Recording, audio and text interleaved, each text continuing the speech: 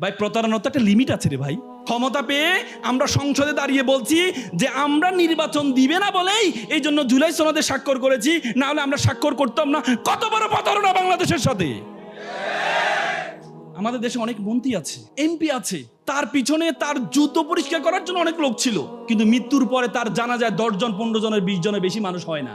অনেক মন্ত্রী এমপি আছে বাংলাদেশের, অনেক বড় নেতা ছিলেন, মৃত্যুর পরে যখন খবর আসে তখন তুমি কমেন্টে দেখবা আলহামদুলিল্লাহ আলহামদুলিল্লাহ শব্দটা লেখা হয়। তো এই জীবন রেখে কি লাভ? এ মন্ত্রী হয় কি লাভ?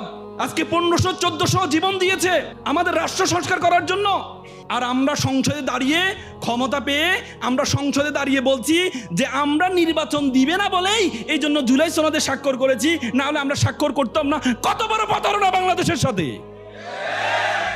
ভাই প্রতারণার তো একটা লিমিট আছে রে ভাই। প্রতারণার তো একটা লিমিট আছে। এভাবে অ্যাডমিটেড প্রতারক নিজে নিজে বলে দিচ্ছেন যে আমি কেন তোমাদের সাথে প্রতারণা করেছি, শুধু নির্বাচনটা লাগবে, আমাকে মন্ত্রী হইতে হবে। হোয়াট এ ফেলেছি, কি দেশ! এই জন্য আমাদের 1400-1500 জীবন দিয়েছে। যে ছাত্ররা বলেছে রাষ্ট্র সংস্কার চাই, এক সময় আমাদের এই তরুণ প্রজন্মকে বলতো এরা হচ্ছে জেনজি, এরা হচ্ছে ফার্মের মুরগি, এরা হচ্ছে ফার্মের মুরগি, এরা সবসময় পাবজি নিয়ে থাকে।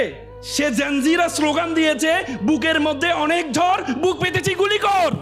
সে জেনজি। এরা 17-18 বছর বড় বড় পলিটিশিয়ানরা পারে নাই যেটা আমাদের জেনজিরা রক্তের বিনিময়ে সেটা দেখিয়ে দিয়েছেন। সে জেনজিদের সাথে প্রতারণা, সে হাদির সাথে প্রতারণা।